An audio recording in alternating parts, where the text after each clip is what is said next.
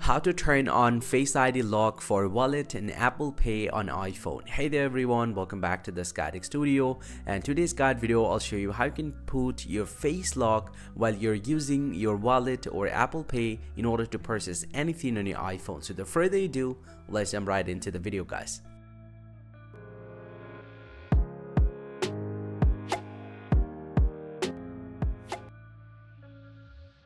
Well, so enabling the face lock for Apple Pay and wallet, it's pretty quick and easy. Open up the settings app from your device and then scroll down and tap on Face ID and passcode. And then go ahead and enter your iPhone passcode. And once you're here inside your Face ID and passcode settings, you just need to scroll all the way down until you get to see the wallet. Once you get the wallet, you just need to enable this feature.